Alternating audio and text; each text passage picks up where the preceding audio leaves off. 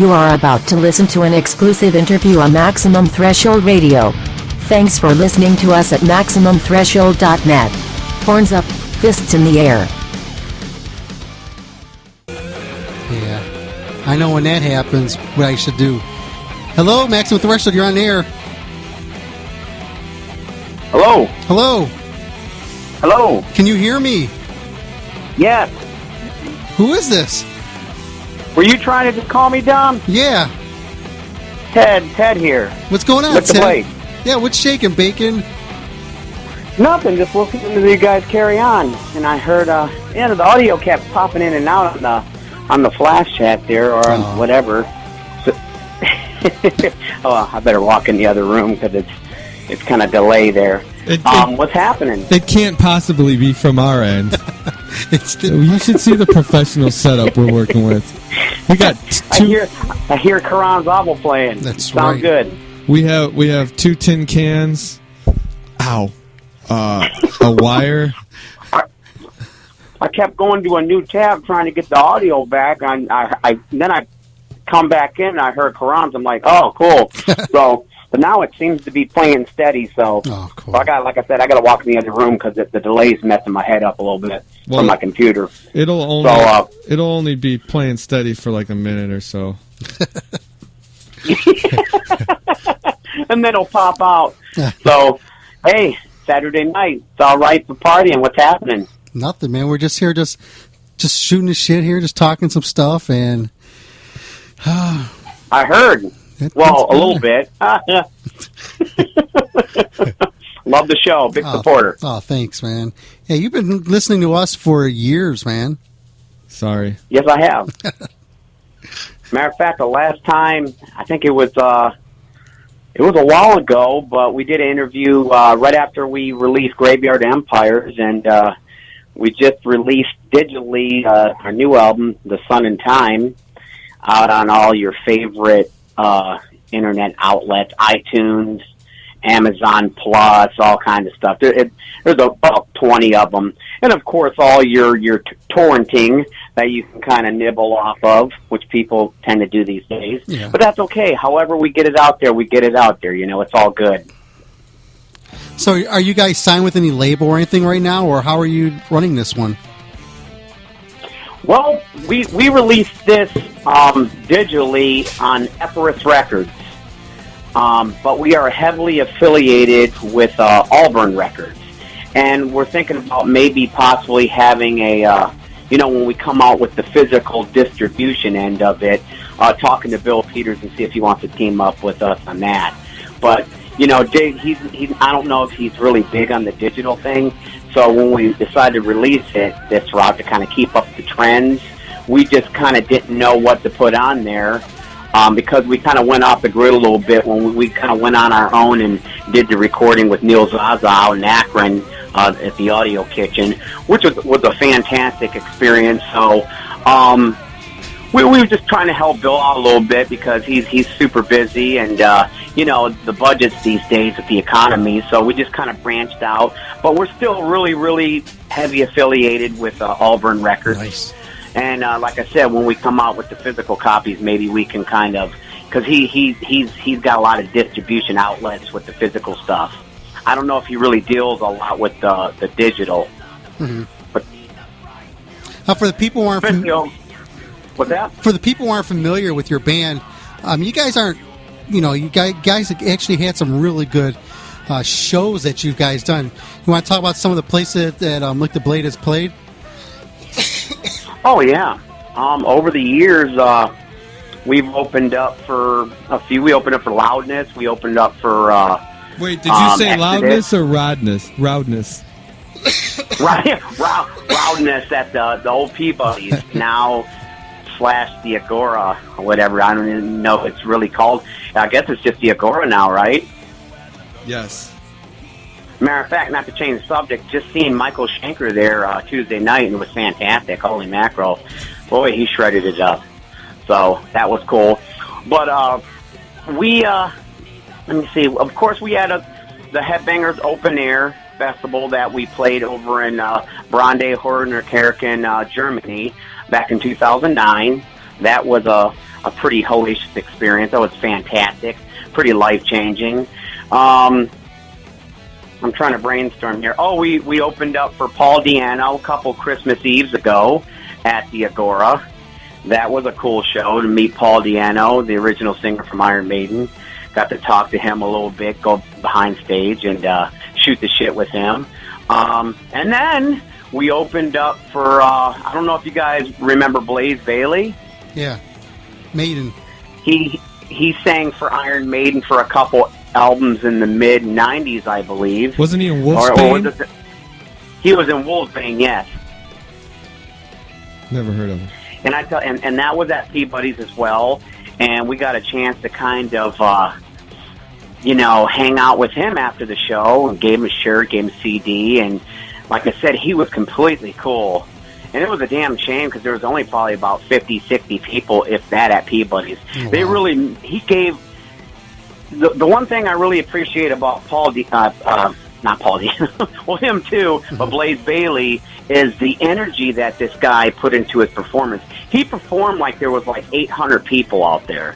You know what I mean? I mean, the guy just came out and just kicked ass, and he was a completely awesome individual.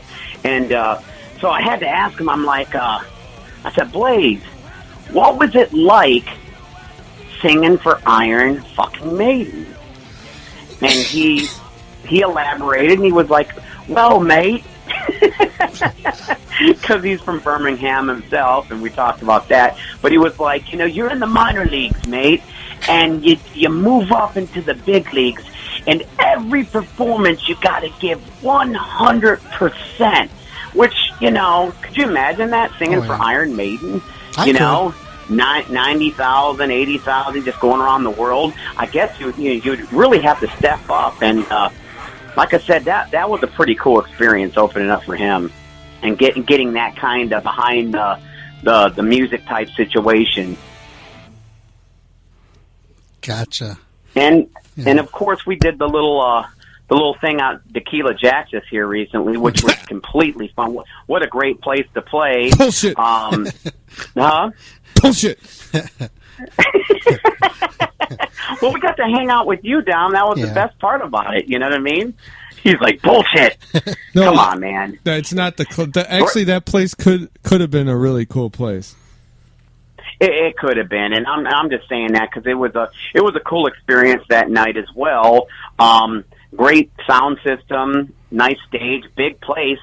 Just Poorly do you care to elaborate on that? Yeah, poorly run. That's right. Yeah. Bunch of bullshitters. Yeah, a lot of. He's like, no comment. I heard about the whole Kill Devil Kill thing. Sorry, guys. Sorry about that shafting that you guys received. And we had nothing to do with that. We had a lot of really cool shows, and right now what we're doing, we just acquired a new guitarist, Mr. Tim Broadhead, and I just want to kind of formally throw that out there that, he is in the works of kind of catching up with us with all the material, the handful that we're going to keep doing off of Graveyard, and we're getting him up to snuff on the Sun and Time. But I give the guy credit because he joined the band, and we had a couple gigs lined up, and we're like, hey, not to throw you into the fire, but, could you, do these shows while you, now? So when you seen him at Tequila Jack's, he literally had, 2 practices to get this stuff learned, the set that we kind of threw together for that show. And he really, really stepped up and hammered, kept the rhythms down and just did it, I didn't know if you could tell or not that he was new, but I think he really gave it a killer go there. Yeah, he did so good. That's what we're doing now. We're stepping back, letting him kind of catch up with us.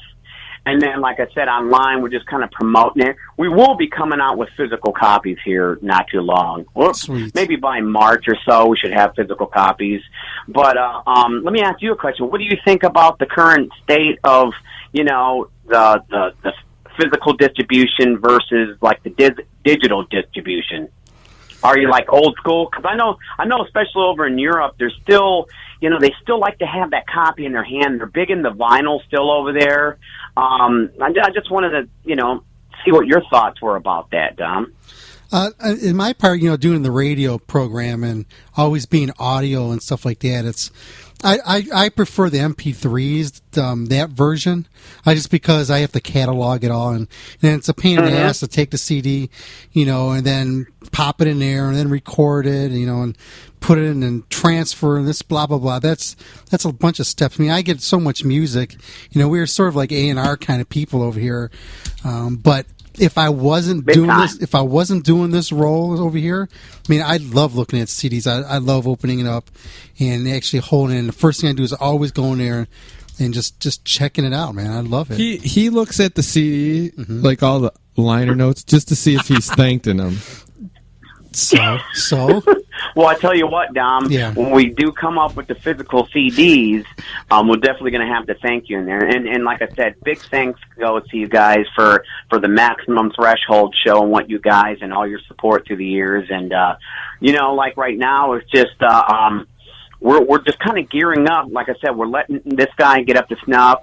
We're going to start hammering. Going to start working on some new material too here soon. But first things first, let him get up to gear, and then we're trying to focus on the really good shows. Now, in Cleveland, it's kind of rough right now because, I don't know, the scene just kind of like, it's kind of weird, and you can kind of agree with that, wouldn't you? Yeah. So what you're saying is you're really holding out until you can play with Morning Wagon. That's right.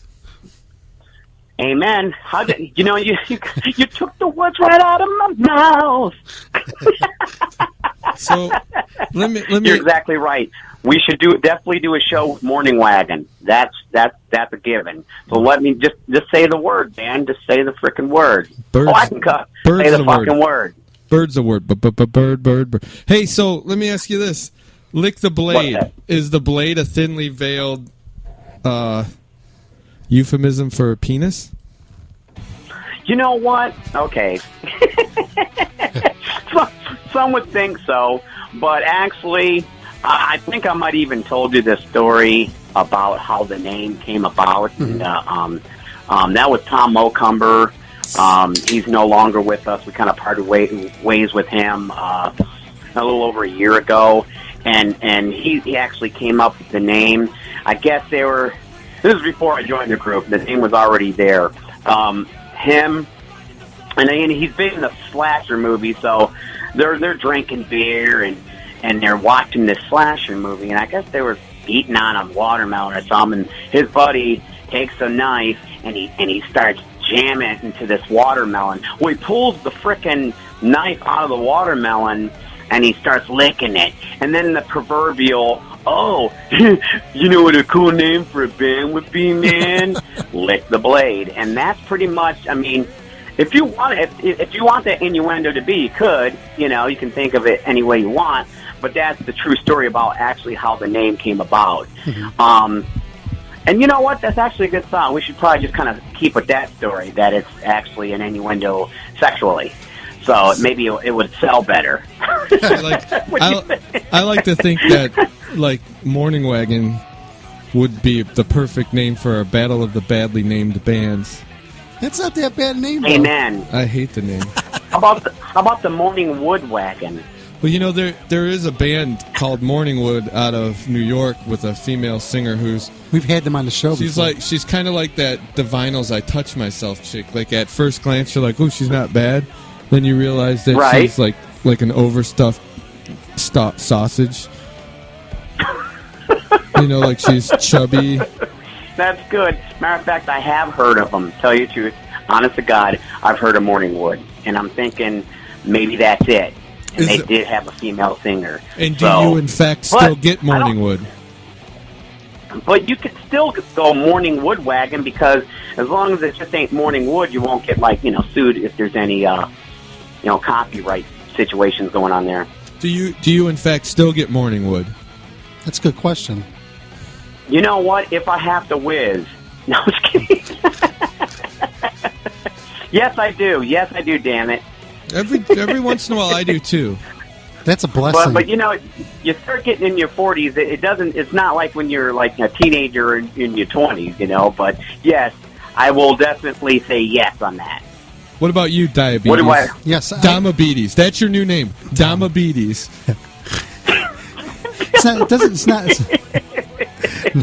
not an often thing, but when I do. Are you going to tell them the Kentucky story?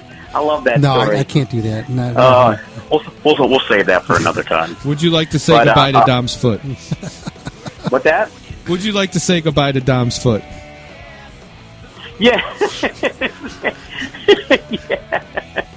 Like, I don't always. You guys are fun. I don't get morning wood a lot, but sometimes when I do, it's like you get happy rock hard. You're like, fuck yeah. It's like, how am I going to pee with this? Am I going to do a headstand? Then it's and you know, like. You see those commercials for like erectile dysfunction. It makes it sound like it's good to have it. Right. Like you got a nice muscle car and some hot older chick, and you know like that you don't have to wear rubber with them hot older chicks because their eggs are rotten. That's right. You can just fucking blast all up inside them. And it's like if you have a hard on for more than 4 hours, party on. Call another girl over. Yeah, I always laughed at that because it's like if you experience an erection for more than 4 hours, please consult your physician. Shit, and everybody else. You know what I mean? Yeah. If it's lasting that long, call everybody. You know what I mean? Could you imagine? Party on, Wayne. Could you imagine? You take your Viagra. You and your lady are about to get down. She gets mad at you, and you're stuck with a hard on for 4 hours. Party. How many times have you jerked off? You know, and only men can identify with that because you know that has to be the worst, and you know to be denied A and then B for 4 hours, and they're like, no, what do I do? It's kind of like in that movie Forrest Gump when he just stops and he has all those people following him. They're way out in the frickin' desert, and he goes, "I'm kind of tired. I think I'm gonna go home now." And then they're like, well, what do we do now? That would probably what it would feel like, you know, or even worse, stuck in that. if you had a 4 hour erection, but you were a premature ejaculator, and you were like every 2 strokes you were coming, and eventually it was like dust, and then it was your gallbladder, and then it was your tonsils, and like pretty soon your dick is like. It's like dry heaving, nothing coming out, but one like really slow swimmer that didn't make the cut the first 10 loads. Just falls down. Dude, that would be like complete like Twilight moment there. You know, the Twilight Zone, Boner Edition. It's like meeting a hot chick with herpes. Yeah, you can't do anything. Oh God, it's like man, you carry that shit around like luggage. Damn, it's like rain on your wedding day. It's like mud on your helmet.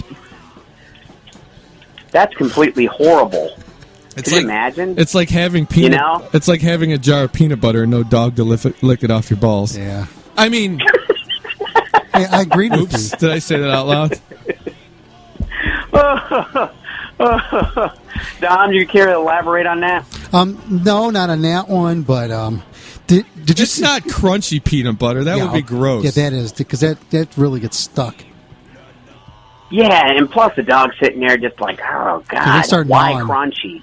They start gnawing. The dog's like, why crunchy? And then you got to sit there and deal with that. You know, that would suck. Are you talking literally get it? Are you talking about licking it off a dog?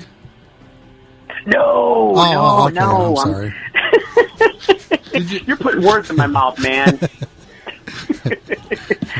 Do not put that in the press release.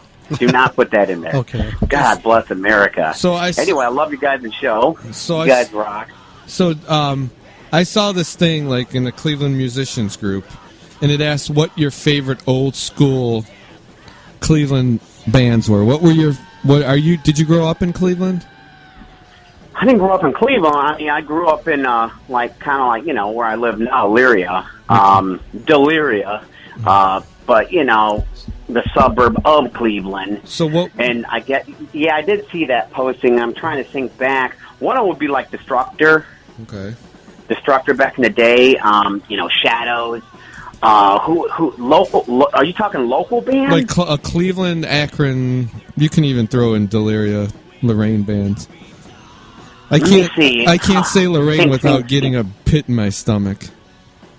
Yeah, that it's kind of like the sphincter of northeastern Ohio. That is, like Lorraine County. I married a girl. Would you agree? I married a girl after dating her for 2 weeks. She lived in Lorraine. I can't drive like west without getting a ball in my stomach and wanting to go find her and run her over. That's hot. So, my wife's from Lorraine too, so. What's her name? Her name isn't Stephanie by any chance, is it? I grew up here. This is home, but, all the shit that you say is true, I mean, what can I say? I'm just stalling because I'm trying to think of what my favorite local band would be. Back in the day, oh, man, there was quite a bit to choose from. Mine. And I'm trying to narrow one down. The one Ripper used to sing for Winter's Bane. Yeah, I used to go see Winter's really Bane. Good. Yeah, Ritual. You had Ritual.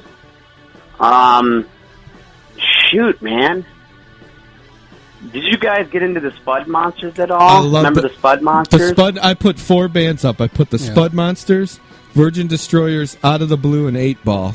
I seen Out of the Blue a lot. I love the Spud Monsters. Spud Monsters would probably be up there. You know what I mean?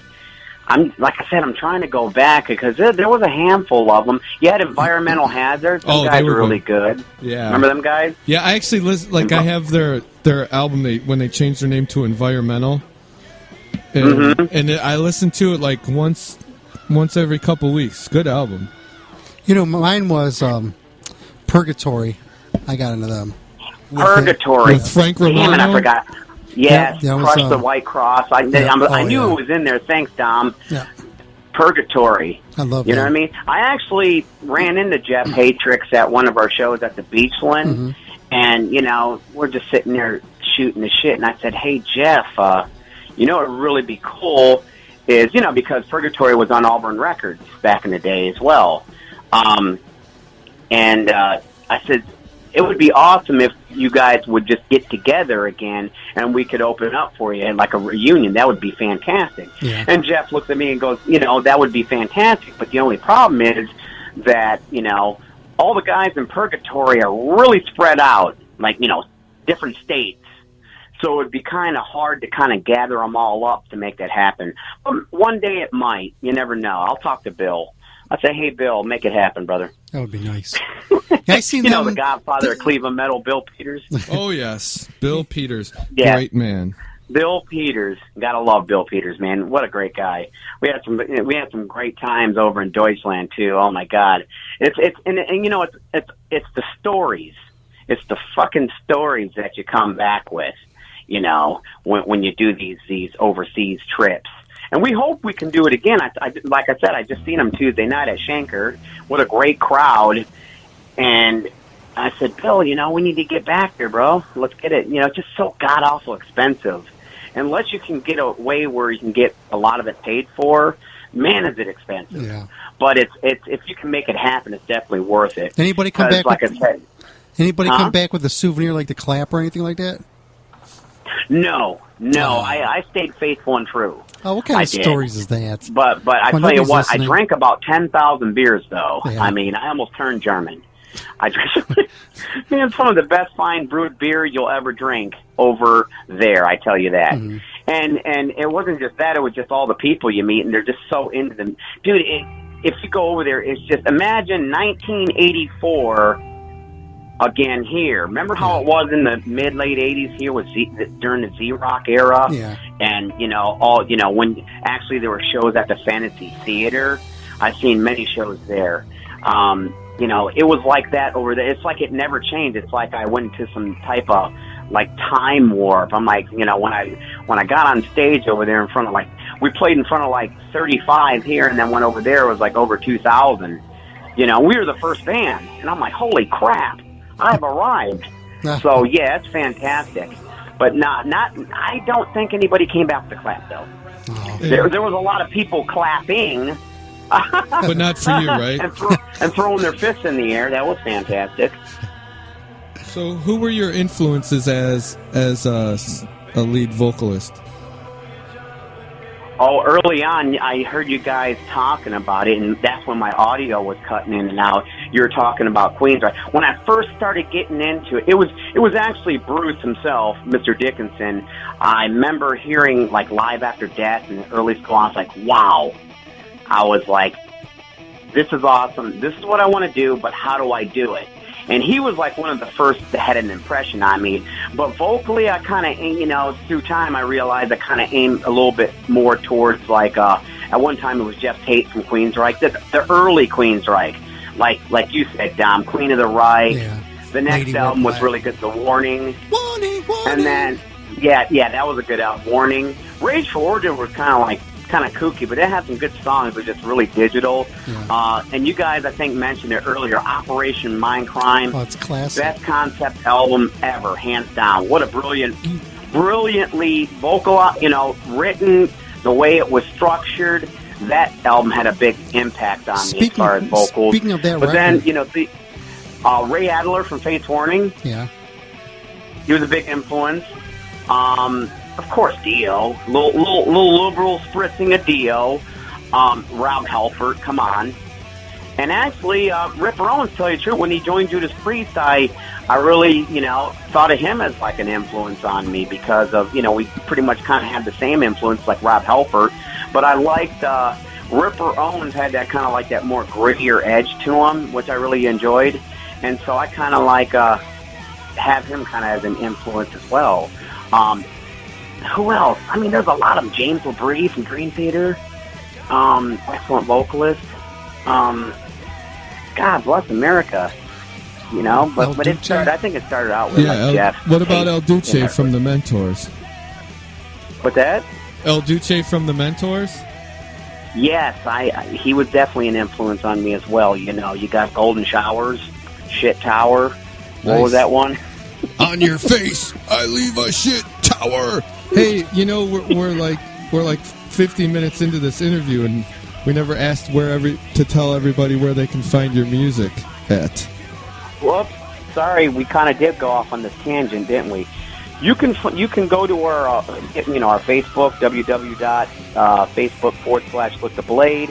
You can just Google us at licktheblade.com. We totally revamped our website, and you can find all this stuff is connected to our website. So as you just Google Lick the Blade and go to our main website, all these links and everywhere you can find our music is on. You can get it. It's attached right to our website. You can go to our Twitter, our Facebook, Reverb Nation, all that crap. It's hooked up to our licktheblade.com. But you can find it on iTunes. You can find it on like Amazon. Now, all you people out there that are maybe, hey, I want a physical copy. It's not going to be like the physical copies we're eventually going to come out with here soon. But Amazon Plus, if you order they'll actually print you up a physical copy, and it'll have like kind of like the album cover, which is on our website. That we actually have. You can go on there. You can. The Kranzabel, the first one you played tonight, there's like a lyric video on there, reviews, all kinds of stuff. So to keep everything up to snuff, we got that on there. I'm trying to think. But yeah, like I said, Twitter, Facebook. Like I said, there's several different digital outlets that we have the music available right now. But I think it's cool that Amazon Plus will actually, for like $8, they'll send you a physical copy. Cool. And stuff. I hear Voyage of the Damned playing now. That's pretty cool. That's right. Probably one of my favorites off of Graveyard. What's the hardest song for you to sing live? What's that? What's the hardest song for you to sing live? The hardest song for me to sing live would probably be, probably Resistance, Rebellion, Death off of Graveyard. That's probably like one of the, because of the key it's in, and it's just like a banshee wailer from start to finish. That's probably one of the hardest. Off of Sun and Time, they're all pretty,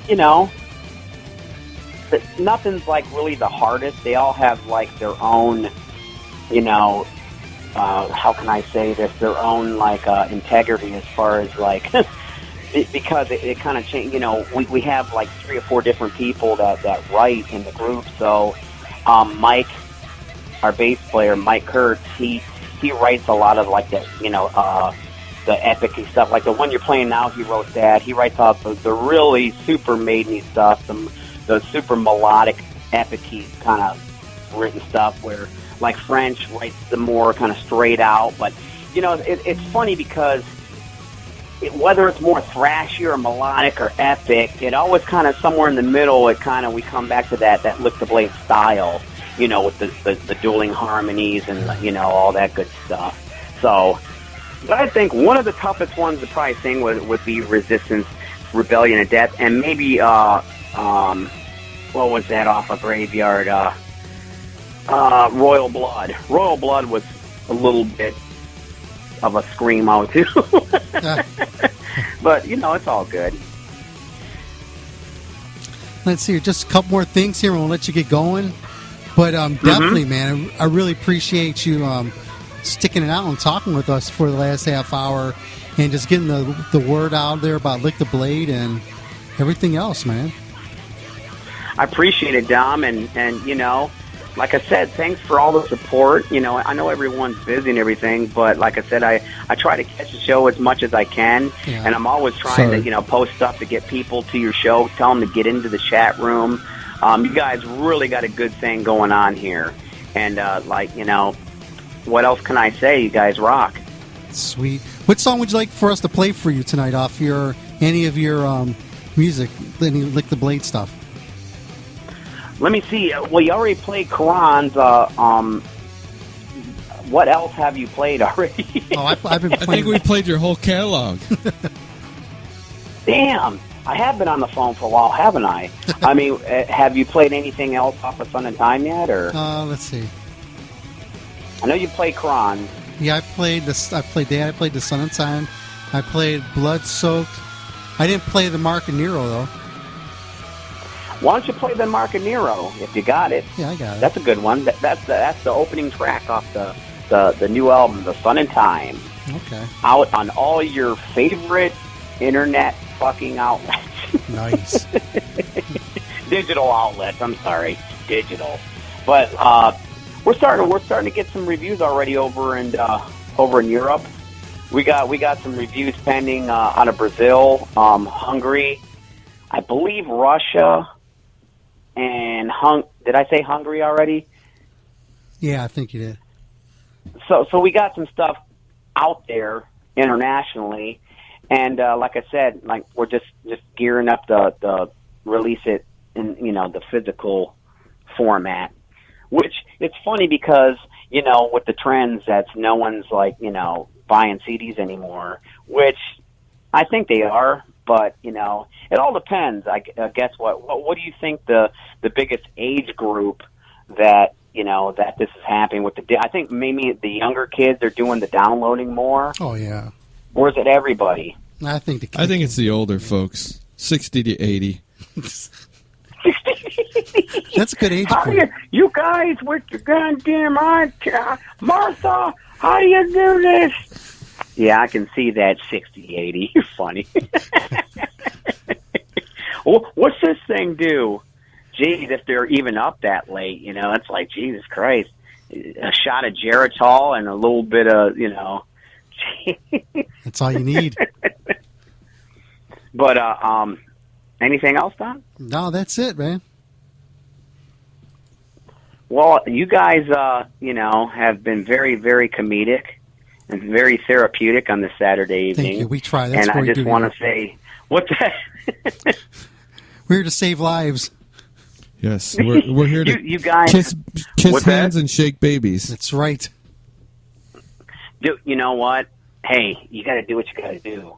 But I appreciate you guys giving me a ring, and it's been really wonderful chatting with you guys. And remember, everybody out there and MaximumThreshold.net land, go and check out Lick the Blade. Just Google us, licktheblade.com. Check out the website. Hit us up on, you know, like us on Facebook. Hit us up on the tweeter, and hopefully, you know, we'll get on some pretty cool shows this year. We tried to get on the Iced Earth bill, but we couldn't manage to kind of squeeze our ass in there. Oh. So I know. There's something I wanted you to hear. Listen to this. Listen close. You're listening. Oh, I gotta turn this up. Wait a minute. Here we go. That's a good one. You're listening to the MaximumThreshold.net. This is Ted Anderson from Lick the Blade. And everybody out there, stay metal.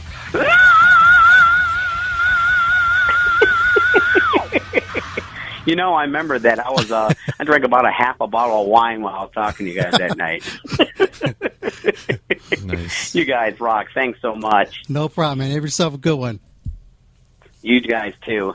I'll be listening to the show. Sounds good, man. Take care, guys. You too. Bye-bye. Bye. There you go. And here you go, man. Who said metal's dead? That's right. And here's the Mark and Nero. This is some Lick the Blade. We'll be back after this here on Maximum Threshold. Your Maximum Threshold. Let's see if Dom can eat this whole container of Chinese food while he's playing this song. We'll try.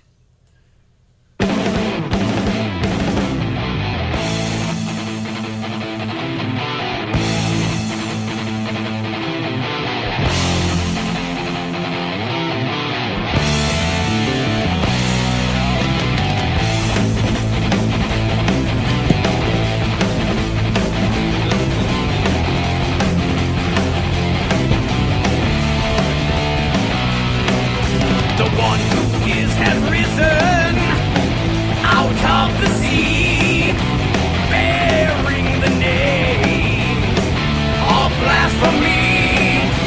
This sixth king of seven, great reigning hells, invokes the dragon's eternal will. On top heads of diadems, the horror veil drinks of Babylon in her vile ale. The beast is to the dragon as the whore is to the beast. The usurpation of his throne, the future he sees. One who may understand, so too shall see. That on the brow of his kind is the mark of the beast.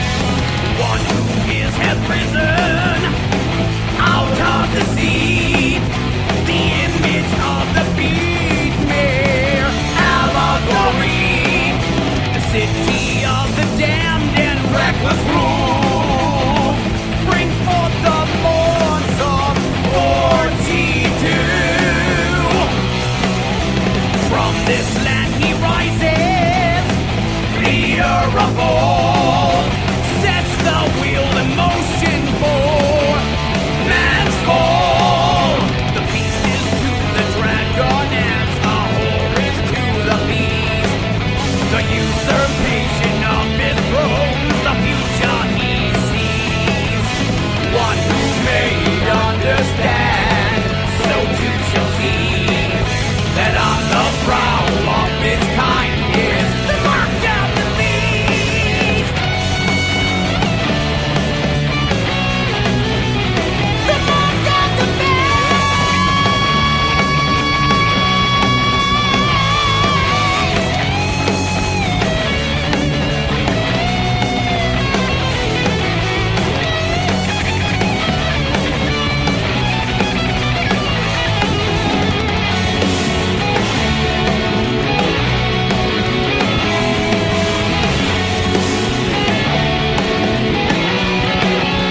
The beast is to the dragon, as a whore is to the beast. The usurpation of his throne, the future he sees. Granted by the dragon's great authority, abomination on the grounds, come from the